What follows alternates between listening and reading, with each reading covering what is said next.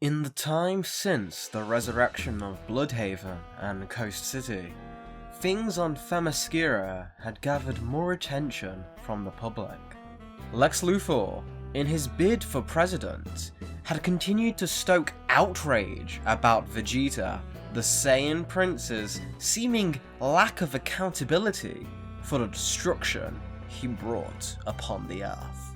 I believe in second chances. I believe in the spirit of the common good, that humanity, for all its faults, can strive to be better. Millions were given a second chance thanks to the efforts of our heroes.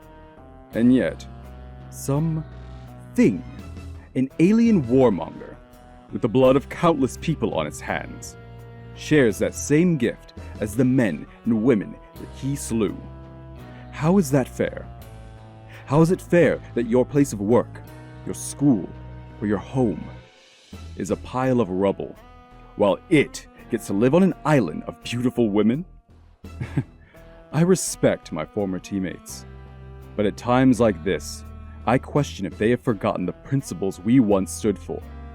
Monsters like this, Vegeta, need to be held to account by the people they've wronged, not be allowed to take it easy on Paradise Island. It was because of sentiments like that one that Diana had settled on something she was unsure of. Vegeta had killed someone she loved. She understood the anger at him the world was feeling, but she was able to look past that anger, to see the person behind those actions and what led him there. Forgiveness remained a distant ship, but one that at least had a chance of coming in. For her. What she had planned, however, was a test. To see if someone else could help that ship. Someone Vegeta had hurt on a much more direct level. While Diana was a surviving victim of the prince's actions, her lover was murdered by the man himself. But thanks to Carl Rayner, Steve Trevor had been given a second chance at life. If Steve could find his way to forgiveness, maybe the rest of the world would be able to as well. Diana had taken the time to brief Steve on her interactions with Vegeta thus far. She told him that she believed Vegeta had the potential for good. He was a proud soul, but one buried under a life of trauma. Steve remained dubious about this, but for Diana, he was willing to give the Saiyan a chance. And so, they entered the corridor that held Vegeta's cell. They found the prince training. He had been doing so without end since seeing what Kakarot had achieved. Vegeta didn't speak a word of it to anyone. No one else knew that a low class had achieved the legendary form of Super Saiyan. Vegeta would continue to train and push himself to his limits, his hands bloody from working them to the literal bone. Unbeknownst to Wonder Woman and the Amazons, his hatred for Kakarot was even pushing the magical armor to act against him, something the prince welcomed. Resistance to make him stronger. And while it was far from what the armor was truly capable of, it was assisting him in growing a tolerance for the magical bindings. Vegeta, I'd like you to meet someone. Hi, Steve Trevor, agent of Argus. I just got back and Diana figured we should meet, though I guess we kind of already did, huh? Yes, you met my boot. Or so I'm told. I don't remember everyone I step on. Vegeta! Seriously? I died and that's how you greet me. You know what? I get it. Little guy like you probably got stepped on a lot. Walked all over, I bet. Makes sense you want to lash out and do it to others. Dinah said she thinks that you can change, that you can be saved, but you're not even willing to apologize for killing me? Steve! We were warriors on opposing sides. I killed you, you attempted to do the same to me. There's nothing to apologize for. Unless you wish to relive it, I recommend not standing against me in the next battle. So just waiting for another battle, huh? I get that. Hell, I was like that. Everybody was an enemy. Even when I was stuck right in this cell. Are you comparing yourself to me? No, because you'd come up short. That's no small surprise, though. At least when I was sitting where you are, I was fighting for something good. Every day I was fighting to protect people, even when I was being used by my own government. What brought you to Earth, huh? Serving some monster out in space? Or is it deeper than that? Yeah, I knew guys like you signed up for themselves because they wanted the fight. They wanted the dirty work of Black Ops because it's the only thing they were ever good at. I can smell it on you. And what are you? The brave fool who thinks he's fighting for good? Let me share with you what a true warrior knows. There's no good in a war. Okay, enough. This isn't working, and it's clear that neither of you are ready to meet. Steve, let's go. Not ready? Diana, you're too trusting. I can tell there's no hope for this guy. He's FUBAR. Ah, now I remember. It took me a while, but it's the scent that did it. When you were under my heel, I remember the fear. Vegeta, silence, now. Steve, come on. Incredible. I don't know why she's wasting her time on you. You don't deserve her. Diana and Steve began to talk in another room, but before they could truly unpack what had just happened in there, a war horn sounded, and the princess realized that there was an attack force landing on the south beach. Diana told Steve to wait where he was, and that she'd be back once this was dealt with. Steve offered to come and fight with her, but she said that if anything happened to her, he'd be the last line of defense if this unknown enemy was coming to break Vegeta out, or kill him. Reluctantly, Steve went back into the corridor where Vegeta waited in his cell, hoping the invasion was nothing Diana couldn't handle. Once Steve got there, he saw Vegeta peering out a window in his cell. A window that faced south. Wonder Woman arrived on the beach to find an old enemy, Giganta. But this time, she seemed to have some strange company. The telepath, Hector Hammond, one of Hal Jordan's oldest foes, and Livewire, a dangerous villain of near infinite energy who had fought Kakarot multiple times. Then, a face, if you could call it that, she had never seen outside of the Justice League monitors. The rogue known as Tar Pit, an amorphous blob-like creature made of Ausfat, fire, and tar. The Flash had talked about him on occasion. The other villains were just stepping onto the beach too. Scarecrow, and a flamboyant mercenary named El Flamingo. Doris, interesting company you've brought. What made you decide to form this newest Injustice gang? We're more than a gang, Princess. We're here on behalf of the people your little pet hurt. Hand him over and I might consider leaving your so-called paradise intact. I see. So this not gang of sadists and mercenaries has just turned over a new leaf and are suddenly bringing in the bad guys. Well, Themyscira is a sovereign nation. We do not hand over our prisoners. Now, you will leave my home and you'll take these misguided souls with you. Wonder Woman shot towards Giganta, but had to break her charge off to deflect a bolt of electricity from Livewire. While distracted holding the stream of current off, she was smacked down to the ground by Giganta's massive fist.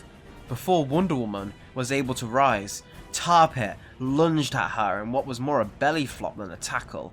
Wonder Woman was immediately consumed in the fiery mess of the rogue's body.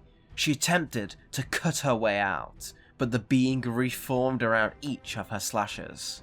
The Amazon soldiers were unable to help their princess, as they were dealing with the trio of Hector Hammond, Scarecrow, and the bizarre yet savage El Flamingo. While any Amazon could likely handle the flamboyant mercenary on their own, they were being gassed by Scarecrow's fear toxin and hallucinating all their worst fears. This delirious state was heightened by the twisted mind of Hector Hammond, who directed the hallucinations of the Amazons onto their own sisters, forcing the Amazons to attack each other instead of their true enemy, leaving them unguarded against El Flamingo. Back in the cell, Vegeta looked out onto the battle. He was beginning to form a plan, as he could smell the fear growing in Steve Trevor. Things aren't going well out there. Stow it! The princess is caught in this disgusting mass of a monster, and her warriors are attacking each other. So it's a snafu. Diana's been through worse. Now the Pale One's electrocuting her, and the giantess just stepped on her. Oh good, she grabbed hold of her foot and pulled herself out. Smart move. See? She knows what she's doing in a fight. Yes, now we'll see how she avoids getting into the same situation. Let's hope she figures something out before all her soldiers kill each other. 3 more of these freaks might prove too much for her. I'm not an idiot. I know what you're trying to do. Vegeta stayed quiet for a while. He knew that if he overplayed his hand, then his plan wouldn't work. He'd done enough to stoke Steve's fear. Now, he just needed to wait. The battle outside continued, and every second it dragged on was a gift to him and torment to Steve. While he waited, Vegeta described the fighters he could see, and Steve named them off. Argus's files on metahuman criminals were extensive. It seems they came with a strategy to use their tricks just to take the princess out. This all looks to be over. Enough! Have you considered why they're here? Maybe it's to take you out, huh? You better hope Diana stops, or it might be your foot on the mine next. If they come after me, they'll have to open that door first. And if that happens, none of them stand a chance. I suppose it doesn't matter if they kill her first. I can defeat them either way. Nice chatter, short platter. Would you like a demonstration? Last time you saw me battle, the view was a bit too close to appreciate. Oh my captain, is that so? Well, let me just unlock these here bars for you, sir. I'm not an idiot. I know you just want to escape. You wouldn't help her. Escape? This armor won't let me. The princess certainly would have told you that. I can only protect myself and others with this on. Didn't she mention that trash Orion? Yeah. Well, I owe her for that. And I can't escape, so really she's up against 7 opponents. 6 out there, and you. Don't. You said it yourself. All I care about is the fight. Let me balance the scales. Oh, he's got her again. Are you truly going to let her die just because you're afraid of me? Steve wrestled with his gut.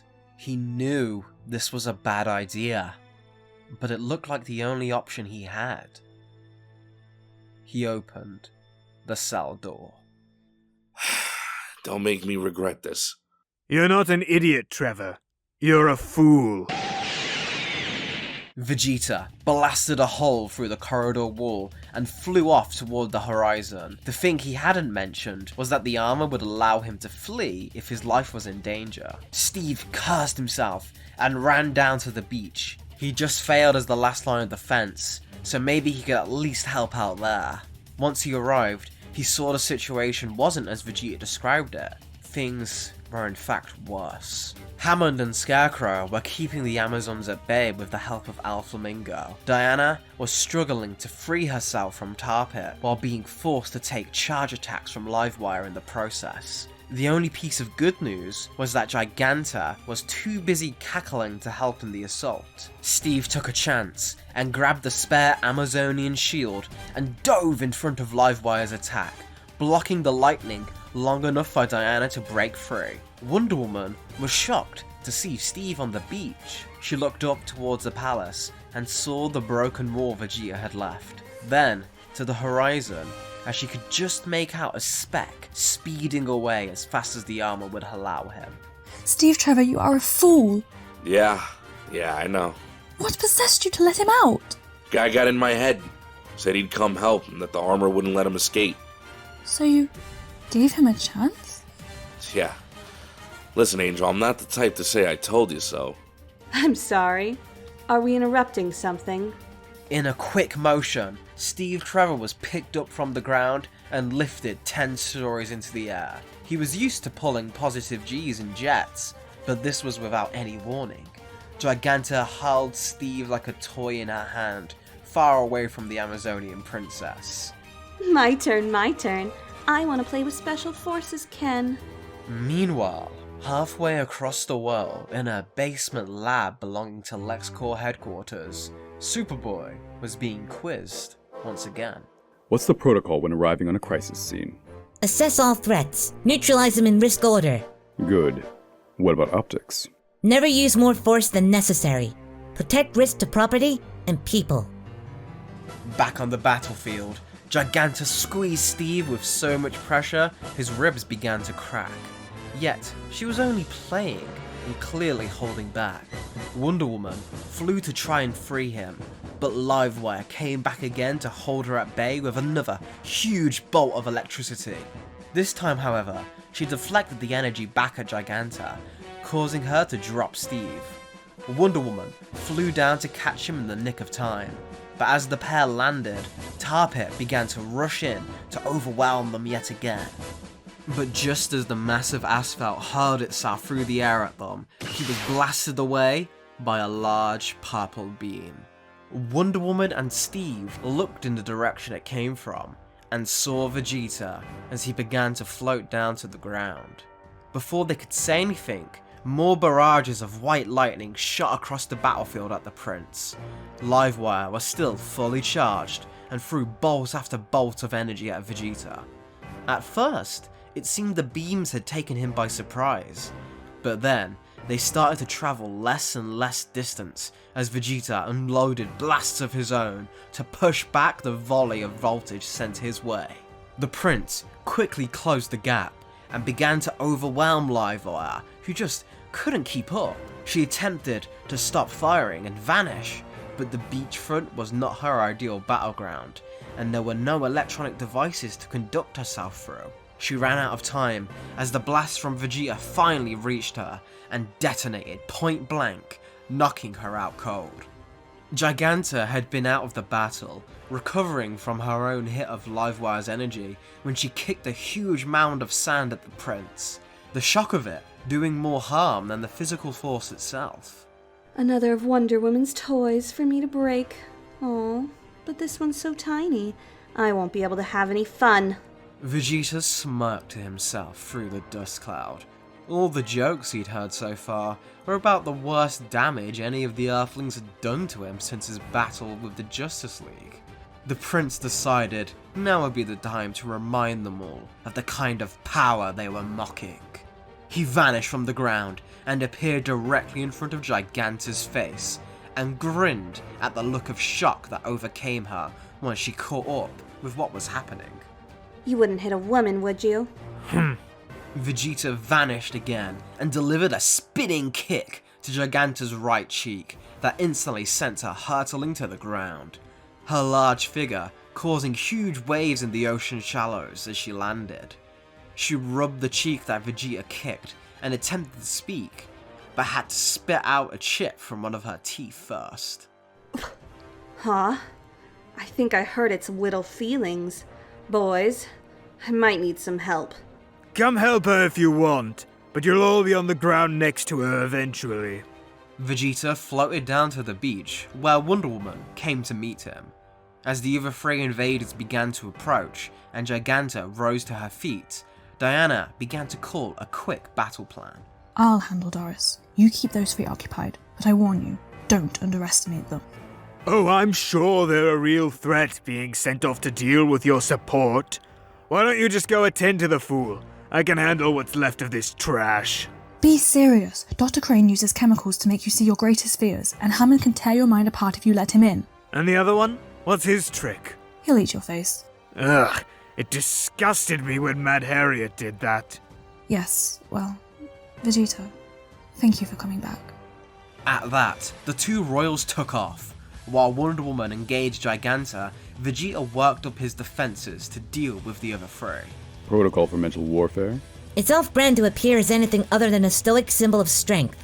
Psychic attacks must be dealt with without losing face. Scarecrow came charging in, which was rare for him. Vegeta simply grabbed the doctor's wrists and held him back. Suddenly, a burst of smoke erupted from all over Scarecrow's body. Vegeta was engulfed by Crane's most potent fear toxin.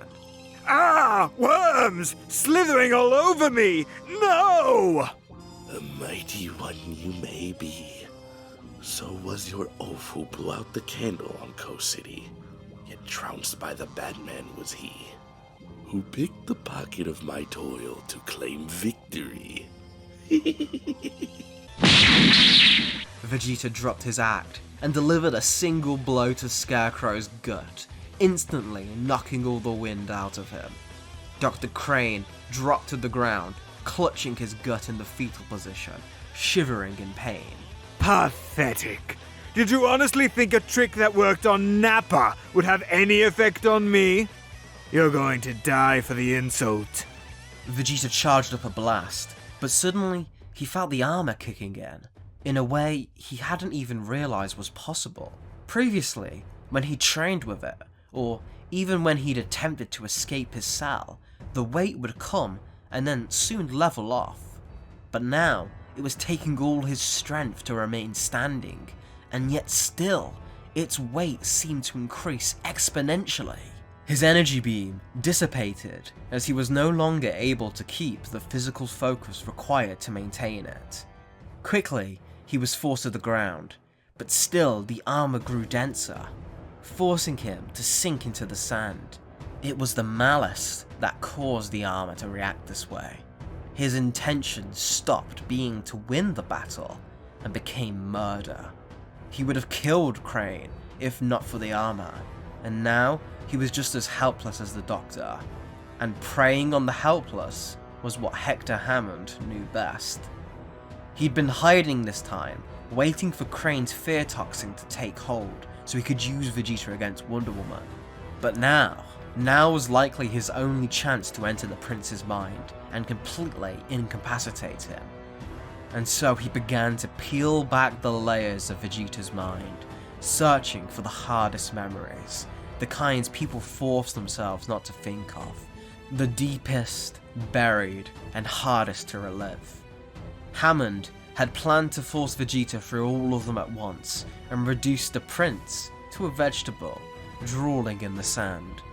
However, given Vegeta's tortured childhood and apocalypse, Hammond hardly had to try. Every match against Darkseid was bubbling at the surface, every humiliating defeat, every crushed hope, and as Vegeta lived these memories yet again, the voice of Darkseid rang out in his head. You grow weak as you cower under these Amazons. This resurgence of pride is pathetic.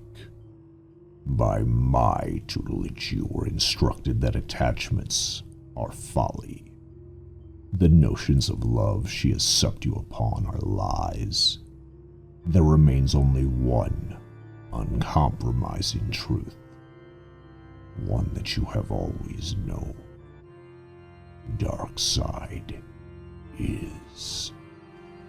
The mental assault was too much for the prince. Any hope he had of regaining his mind to call off the mystic armor was lost, as Darkseid's words threw his intentions into a fury. All he wanted now was to kill, and so the armor would not cease its growing density. Vegeta felt the waves of the shore begin to touch the tip of his hair, as he was pinned into the sand, and for a brief instant, he felt hope. The armor would mean no one would be able to move him. Maybe he'd be lucky enough for the tide to come in so he could drown. An awful way to die, but one that would lead to an end to all this suffering. Yet Vegeta could not be so fortunate, as the final villain on the shore appeared in his line of sight. Alflamingo stood over the Saiyan Prince, holding a special knife. Even if Vegeta had the energy to prevent the attack, Hammond's mental assault had robbed him of any ability to focus it.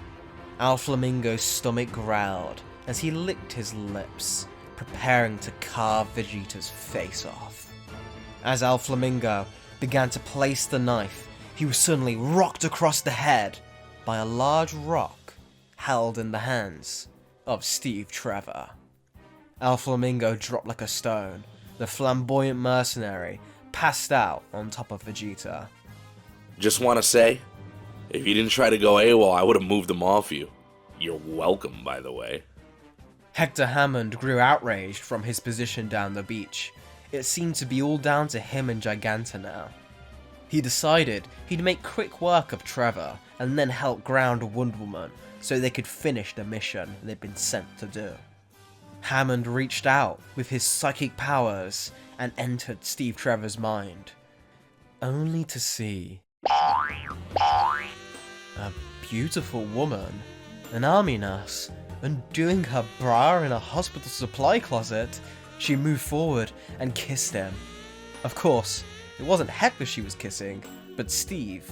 However, that didn't matter to Hammond. He was experiencing Steve's memories from his point of view. Hector began to drool on the beach. He had no idea Trevor had such exquisite memories. Steve Trevor lived the kind of life Hammond had always dreamed of, but he quickly felt his breath draw short. As Hammond opened his eyes, he saw Steve Trevor's hands around his neck, cutting off his supply of oxygen. He tried to push past the memories he so craved and find some fuel to use against Steve, but it was too late. Trevor's gambit had paid off. His study of the Argus files and Hector Hammond made his contingency plan work perfectly. Being a known pervert made distracting the telepath too simple. Doris, you're all that's left. We've done this before. Surrender now, you know you can't win. Oh, fine. Need to go see a dentist now anyway. How do you deal with breakage after a battle? Securing all civilians and making sure they're safe? Wrong. Secure assets. The police will handle the populace. Only you can save the buildings and properties. That's enough for today. You scored an A-. I'm disappointed. In the aftermath of the battle, more Amazonians began to crowd the beach, tending to their wounded sisters. Diana made a call into the Hall of Justice and arranged for the villains to be teleported away. Vegeta remained pinned to the sand, the ocean tide now brushing against his ears. Only Diana had the strength required to lift him and carry him back to his cell. She told Steve to go wait for her in the palace as she made her way back to the wall the prince had blasted through. She laid Vegeta down in his cell and closed the door. As she was about to leave, Diana stopped. The same prince was usually so talkative. Being bested by the strange tricks of Earth's foes had clearly shaken him. Your help today. Thank you for coming back. I'm not one to be indebted to another. We're even now, that's all it was. The prince needed to say something to save face, if only for himself. I'm sure. You still don't understand that armor, do you? In the battle it stopped you from killing, so you still need work. I love my friends on the League, but they have a gallery of villains and rogues, each longer than I can remember, each obsessed with violence, with revenge. I, however, I do not. There are some who feel that way about me, but they are few. I detest seeing you in this cell. The Amazons do not take prisoners. We save people from their worst impulses. We believe in a greater life for all. I see potential in you. Your past need not define the path of your future. I believe you fought today because you wanted to help, but if your true intention was to escape, then that armor would have never let you leave the ground.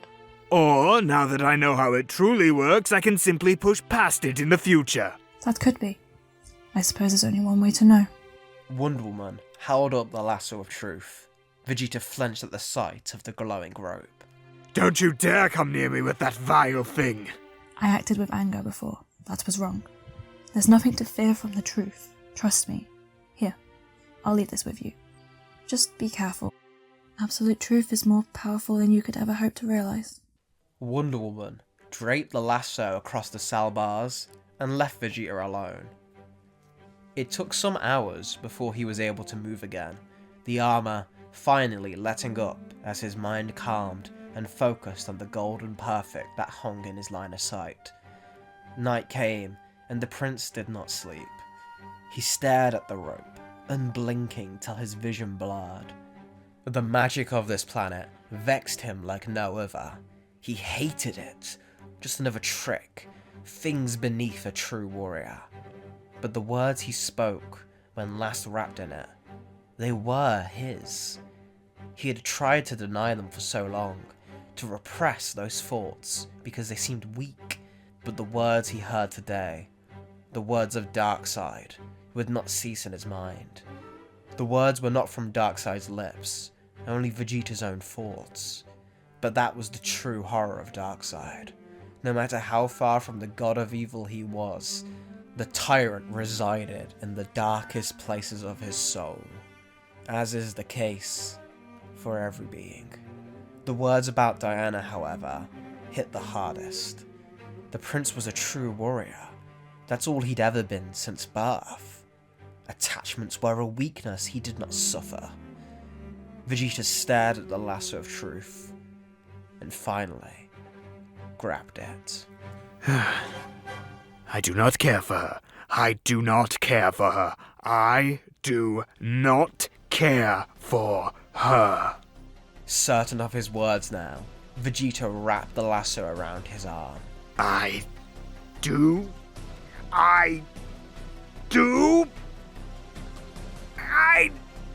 care for her. The prince threw the lasso to the ground in anger. The armor began to increase in weight. The mix of his rage at the lasso and his attempts to lie, engaging its enhancements. Fine. Darkseid was wrong about breaking me after all. I stand now a prince reborn. Why shouldn't I care? I'm the prince of all Saiyans. I'm owed someone like her after all. Yes, I deserve her. Vegeta then looked down at the lasso. He was so certain of what he just said. All he wanted was confirmation. So he picked up the lasso again and wrapped it around his hand. He thought the words. I deserve. He felt the pull of the lasso as the words caught in his throat. But this was no bluster, no clever ruse. This was true. He was more than certain. It had to be true. He drove his energy up, trying to force the words out. I deserve. But still, they would not come. He could not complete the sentence. No matter how much he wanted this to be true, it seemed it was simply not. I don't deserve her! He was finally forced to admit, as his energy left him, all expanded in an instant. The armor that had been steadily increasing in weight, buckling his knees and forcing him to the ground. But he didn't care. The lasso fell from his hands as a final truth escaped his lips. A truth that lifted a great weight from Vegeta. Not from his body, but from his soul.